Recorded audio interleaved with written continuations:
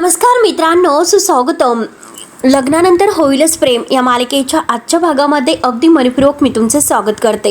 आजच्या भागामध्ये मानिनी आता देवाला नमस्कार करते आणि म्हणते की देवा, हे बघ, या घरामध्ये असं काही विचित्र घडून देऊ नकोस. तुझी म्हणजे लक्ष मात्र आता या घरावर असून दे. या घरात फक्त सुख आणि शांती येऊन दे. आणि तेवढ्यात मात्र आता मानिनीची ती मैत्रीण तेथे येते आणि ती मैत्रीण तेथे आल्यानंतर मानिनीला आता बघून धक्काच बसतो. तेव्हा ती मानिनीला आवाज देते. तेव्हा मानिनीला आतापर्यंत घडलेला सर्व काही प्रकार आठवतो. कारण जेव्हा आता काव्या आणि त्या जीवाचं जे काही प्रेम प्रकरण आहे तर त्याचं सीसीटीव्ही फुटेज मात्र येणे आता मानिनीला आणि सगळ्यांच्या समोर दाखवलेला असतो.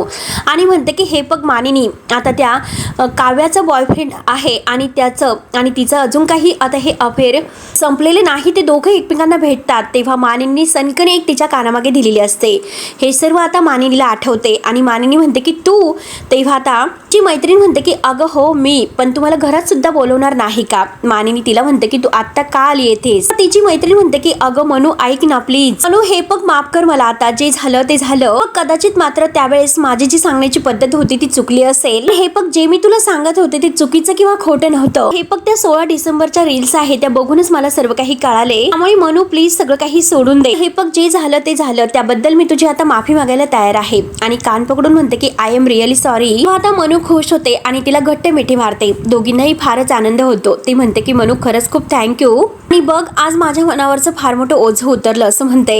त्यानंतर मात्र आता दोघेही येतात मस्त तेथे बसायला येतात. एकमेकांशी गप्पा करत असतात. त्यावरती मनू तिला म्हणते की हे बघ, आयुष्यामध्ये मात्र सगळीच चुका करतो हे माझ्या लक्षात आलं. आणि चल बरंच ते सगळं जाऊन दे. तू काय घेणार बरं, सरबत घेणार की पन्ह घेणार? त्यावरती तिची मैत्रीण म्हणते की अगं हे बघ जाऊन दे, आपण नंतर घेऊयात. परंतु हे बघ, आता मात्र मला तुझ्याशी पोटभर गप्पा करायच्या आहेत. तर आणि मी म्हणते की अगं गप्पा तर मारूयात. मला सांग बरं, तू इतक्या अचानक कशी आली बरं? तेव्हा आता तिच्या डोळ्यात पाणी येते आणि म्हणते की हे बघ, 2 कारणं आहेत. अगदी खरं सांगायचं गेलं तरी प्रचंड खरंच मला काही दिवसात तुझी आठवण येत होती. हे बघ, आपली कर्म मात्र आपला पिच्छा सोडत नसतात. हिशोब मात्र चुकते करावे लागतात. बघ ना, तुझ्या दोन्ही सुना किती गुन्हे आहे. बघ ना अगं, माझा चष्मा मात्र मी तुझ्या डोळ्यावरती चढवायला गेले आणि स्वतःचीच नजर मात्र आता उतरून बसले. बघ अगं, माझा कॅफे सुद्धा बंद पडला. माझा मुलगा आणि माझी सून सुद्धा मला सोडून गेलेत. बघ अगं म्हणू, तुला सांगते, मला नातू झालेला आहे पण आजपर्यंत त्याचा चेहरा मला बघता नाही आलेला. बरं एनिवे, आणि इतक्यात मला कळाले की तुझ्या दोन्ही सुना प्रेग्नेंट आहे. मग मला असं वाटलं की खरंच आपण तरी त्यांचं अभिनंदन करूयात. आणि हे बघ अगं मनू, तुझी गत मात्र माझ्यासारखी नाही. तुझी मुलं तुला मानतात, तुझ्या सुना तुझं ऐकतात. आणि हे बघ, आता तरी तू तुझ्याही दोन्ही नातवंडांना लवकरच हातामध्ये घेशील. खरंच तुझं खूप खूप अभिनंदन. आणि काय आजीबाई, कसं वाटतं तुम्हाला? मनू म्हणते की अगं खूपच भारी वाटतं. अगं तुला कसं कळाली आता ही गुड न्यूज? त्यावरती आता तिची मैत्रीण तिला म्हणते की मनू, जग एकदम छोटं आहे परंतु आपलं हे मेडची तोंड खूप अगदी मोठी आहे. तुझ्याकडे काम करणारी आशा आहे ना, तिची बहीण मात्र माझ्याकडे कामाला आहे, निशा. हे बघ, तिच्याकडून मला हे सर्व कळाले आणि तिच्याकडून मात्र मला हे सुद्धा कळाले की तेच ते देशमुख आहे. म्हणून मला असं वाटलं की आपल्या मैत्रिणीचं मात्र अभिनंदन करून येऊयात. आणि हे बघ, हे कळल्या मात्र मी दुकानात गेले आणि जे काही समोर दिसेल ते उचलून घेऊन आलेत. त्यावरती मनू आता सुनीताला म्हणते की अगं तू कमालच करते. काय गरज होती बरं गिफ्ट वगैरे आणण्याची? किंवा आता हे बघ अगं, बाळ होण्याच्या अगोदर तर आपण काही गिफ्ट वगैरे तर देत नाहीच, असे लहान खेळणी वगैरे. आणि तसंही मुलींच्या बाबतीत जर तुला काही परफ्यूम, ड्रेस वगैरे द्यायचं असेल पण त्यांच्या आवडीनोडीचं आपल्याला काही कुठे काही कळतं का? त्यामुळे तू एक काम कर, तू त्यांना हे नंतर गिफ्ट दे. सुनीता म्हणते की नाही ग मनू, हे बघ मी त्यांच्यासाठी आणलेलं आहे ना, मग तू त्यांनाच ते गिफ्ट दे. आता तेवढ्यात आता दोघी म्हणजे हात लावणार तोच लगेच आता त्यातील एक गिफ्ट खाली पडते. त्यामध्ये बाहुली असते.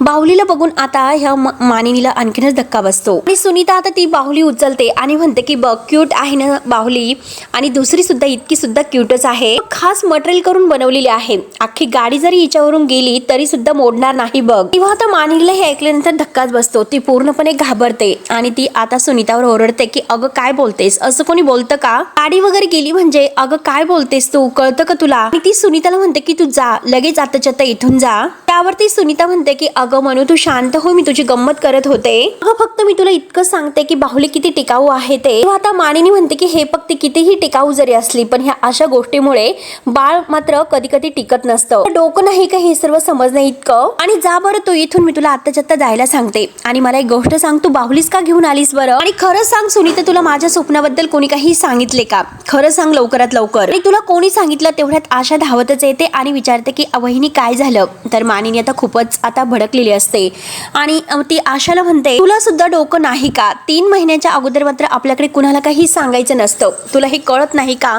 म्हणून मानिनी आशावरच भडकते. जेव्हा आता हे सगळं काही बघत असतो, काय गरज होती तुझ्या बहिणीला हे सर्व सांगण्याची? यावरती सुनीता म्हणते की मनू अगं सोड ना, तू तिच्यावर कशाला ओरडते? रागाने मात्र आता ती बाहुली तिच्या हातातून हिसकावते आणि बाहेर फेकून देते. आणि मानिनी मात्र तिच्यावर अगदी खूपच ओरडते की निघ इथून. त्यावरती जीवा आता आईला म्हणतो की आई तू. मानिनी आता जीवावर भडकते. कोणी काही मध्ये बोलायचं नाही आणि कोणीही काही बोलायचंच नाही, मी सांगून ठेवते. आणि तू सुद्धा काही बोलू नकोस. गिफ्ट्स वगैरे आता ती सुनीताच्या हातात देते आणि हिसक्याने तिचा हात धरते आणि चल येथून चालती हो असं म्हणते. आणि तिला घराच्या बाहेर ओढतच आणते आणि तिची ती पडलेली बाहुली आहे ती सुद्धा उचलते आणि हे तुझं गिफ्ट तुलाच राहून दे असं म्हणून तिला जायला सांगते.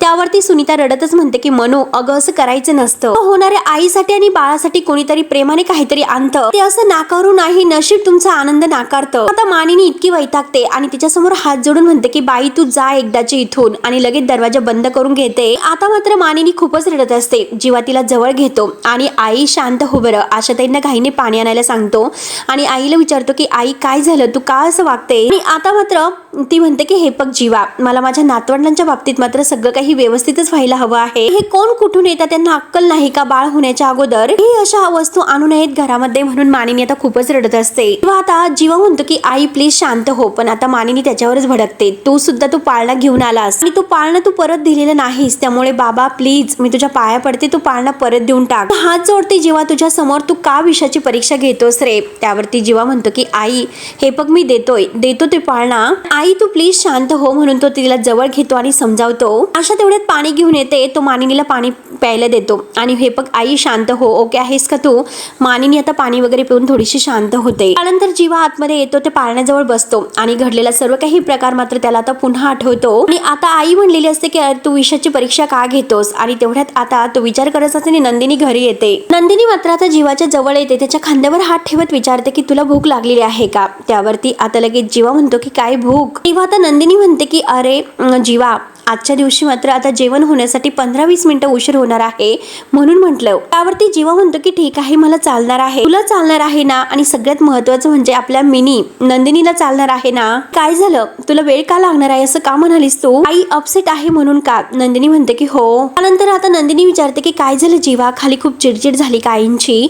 म्हणजे आशाताई मला सांगत होते. त्यावरती जीवा म्हणतो की हो ग नंदिनी, तिचं काहीतरी बिनसलेलं आहे. पण डिलिव्हरीच्या अगोदर मात्र ते कोणीही काही आणलं तरी सुद्धा नक्की लगेच हायपर आणि पॅनिक होते. मला माहिती आहे की डिलिव्हरी होण्याच्या अगोदर कोणी काही आणू नये, देऊ नये. त्या गोष्टीचा मात्र तिने खरंच एक असा धसकाच स्वतःच्या मनाला लावून घेतलेला आहे. त्यावरती नंदिनी म्हणते की मला हेच कळत नाही की नक्की जीवा हेच कारण असेल ना, किंवा आई कधीही असं काही करत नसतात, नक्कीच असं काहीतरी वेगळं कारण आहे. तर तुम्ही आईंना विचारलं नाही ना? त्यावरती आता जीवा म्हणतो की मी विचारू. बरी आहेस ना नंदिनी तू? पण आईच्या मात्र बॅड बुक मध्ये मी तर ऑलरेडी आहे. हे पण जर काही विचारायला गेलो असतो तर उलट मलाच पडली असती, कळलं ना तुला? हे बघ अगं नंदिनी, तिचं नक्कीच काहीतरी बिनसलेलं आहे. कारण आजकाल मात्र आता आई फारच विचित्र वागायला लागलेली आहे. त्यावरती नंदिनी म्हणते की नाही जीवा, कान माणूस जेव्हा विचित्र वागायला सुरुवात करतं तर आपण त्यांना थांबून अगदी समजायला पाहिजे, आपण शोध घेतला पाहिजे की नक्की काय झालेलं आहे. हे बघ जीवा, तुम्ही जारी नाही विचारलं तरी सुद्धा मी आईंना विचारते. मी नक्कीच सांगते की ती माझ्यावर नाही चिडणार. त्यावरती आता नंदिनी उठून जायला निघते, परंतु जीवा म्हणतो की हे बघ थांब आता.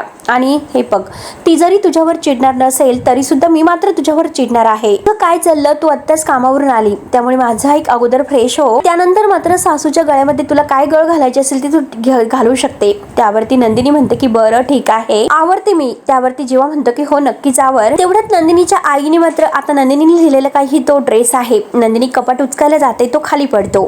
जीवा पाहतो आणि विचारतो की अरे वा नवीन ड्रेस. तेव्हा नंदिनी म्हणते की हो अहो मी तुम्हाला दाखवणारच होते, आईने मला हा नवीन ड्रेस घेतलेला आहे. असा सेम ड्रेस काव्याला सुद्धा मुलगा घेतलेला आहे. त्यावरती आता लगेच जीवा म्हणतो की अरे हे तर ट्विनिंग झालेलं आहे. नंदिनी म्हणते की हो ना, आम्ही तेच म्हणतो. हे बघा आता मात्र आम्ही घालू शकतो, परंतु नंतर पोट वाढल्यानंतर ड्रेस तर वर जाणार, म्हणून आम्ही ठरवलं की याखाली व्हाईट लेगिन्स घालायचे आहे. आणि आता मात्र हे बघ जीवा म्हणतो मी तुला आता सांगायचं विसरूनच गेलो, म्हणजे मला आता हे घर आहे ती पूर्ण सजवायची आहे. अख्खी एक ऑल आहे तर ती पूर्ण असं चित्रांनी सजवायची आहे.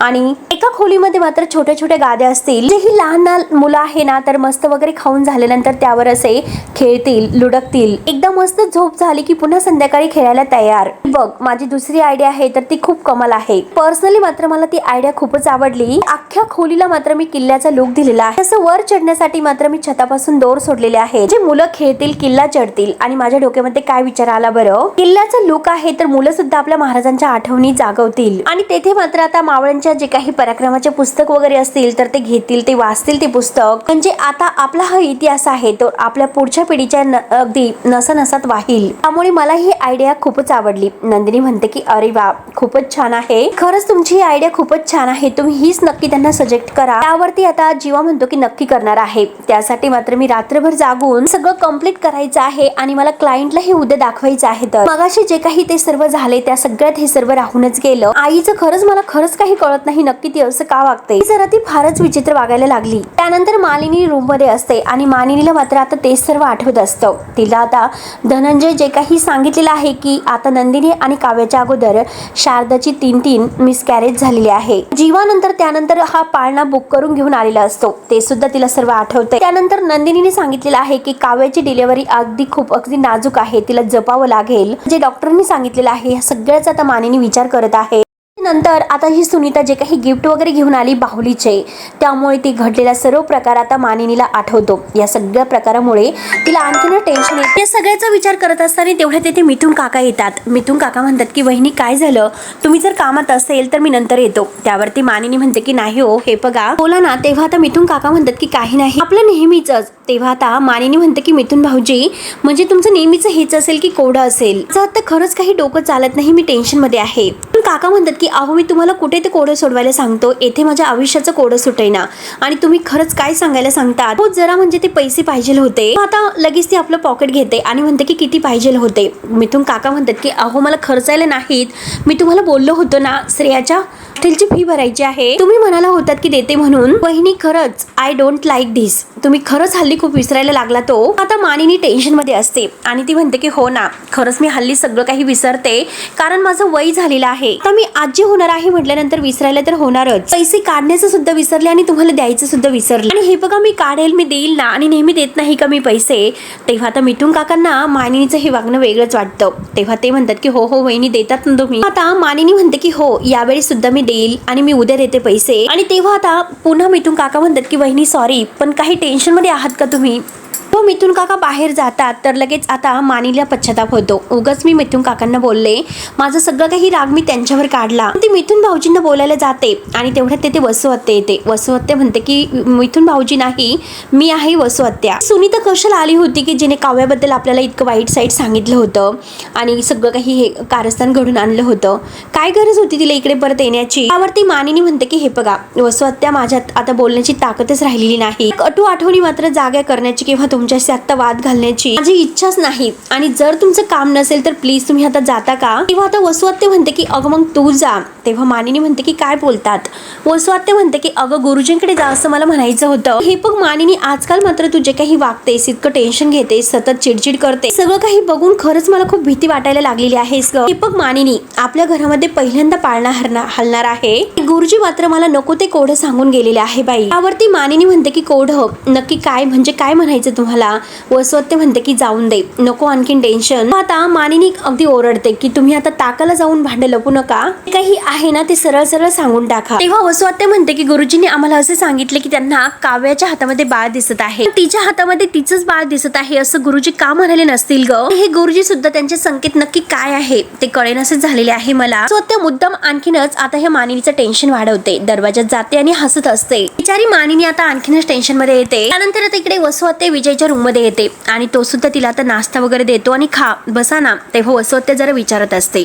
विजय विचारतो की काय झालं. त्यावरती आता वसू आत्या परत म्हणत असते की हे बघा अहो माझी खाण्याची इच्छा नाहीच आणि मला असं वाटलं होतं की पार्थ आणि नंदिनी मात्र आता उद्या ऑफिसमध्ये जातील, पण कसलं काय ते घरातच थांबणार आहेत. एकतर काय तो एकटाच जेव्हा कामावर जाणार आहे.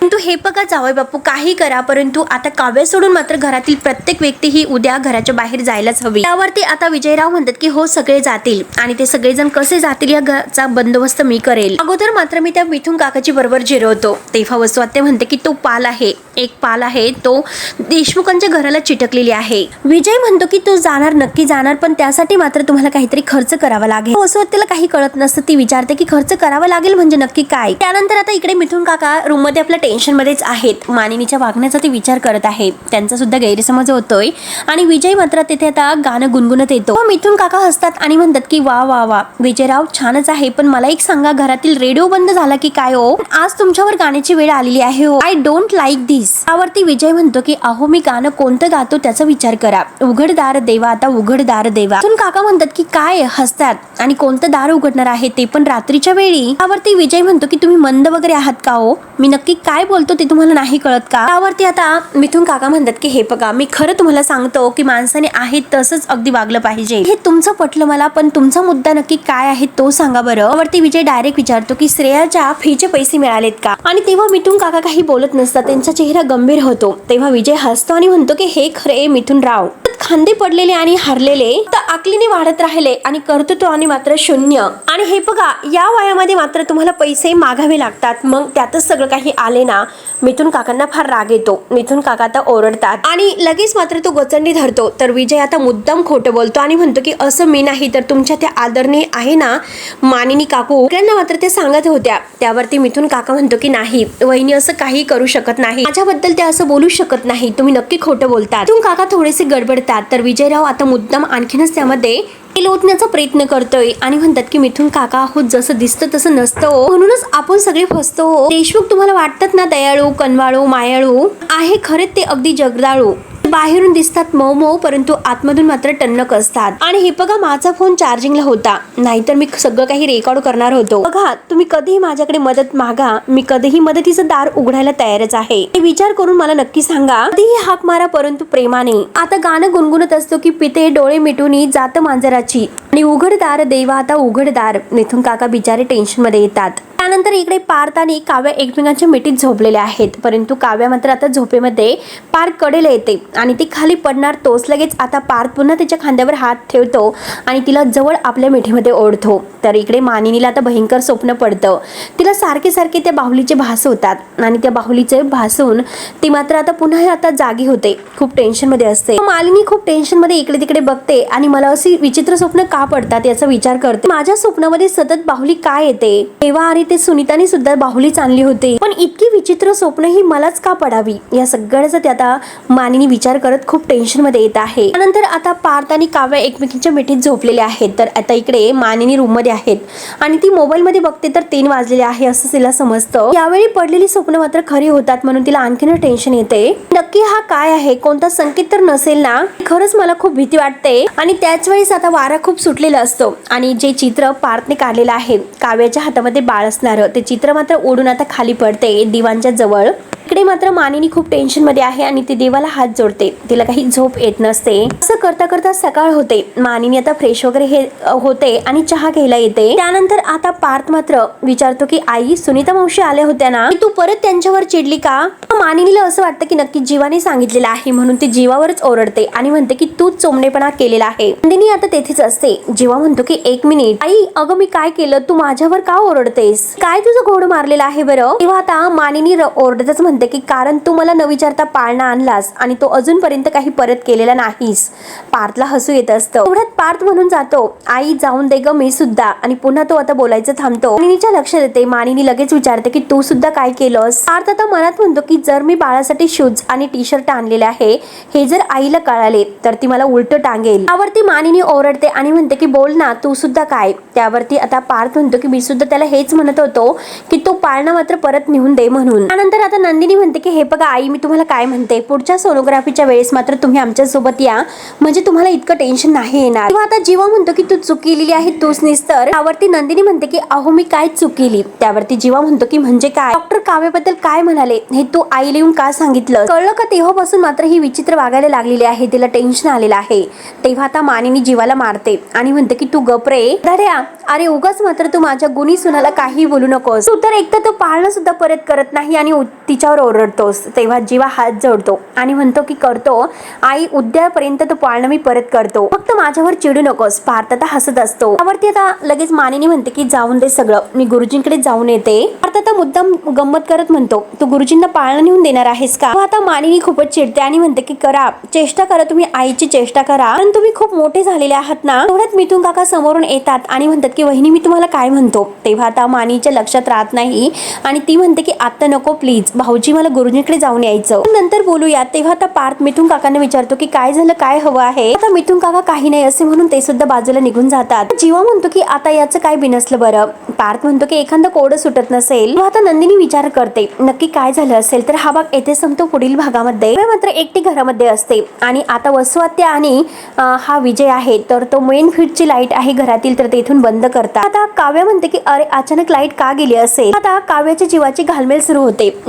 वसुआत्या आणि हा विजय मात्र खिडकीतून पाहत असतात. वसुआत्या म्हणते की लवकरच आता हिची घालमेल सुरू होईल, म्हणून मात्र काव्याच्या पोटात दुखायला लागतं. ती पाणी घेण्यासाठी खाली येत असते. तेवढ्यात तिला चक्कर यायला सुरुवात होते आणि आता तिच्या हातातील पाण्याची बॉटल आहे तर ती मात्र खाली पडते आणि पूर्ण पायरीवरून पाणी आता सांडलं जात असतं. हे दोघंही आता पाहत असतात. तेव्हा विजय म्हणतो की आता हे पाणी सांडलेलं आहे म्हणजे ही पायरीवरून पडणार आणि घरच्या येईपर्यंत आता सगळं काही अगदी फिनिश झालेलं असेल. तेव्हा काव्या एक एक पायरी आता खाली उतरत असते. त्याच वेळेस तिचा पाय घसरणार, तोच काहीतरी होतं. तेव्हा आता मित्रांनो पुढे नक्की काय होईल हे बघायला विसरू नका. तोपर्यंत धन्यवाद.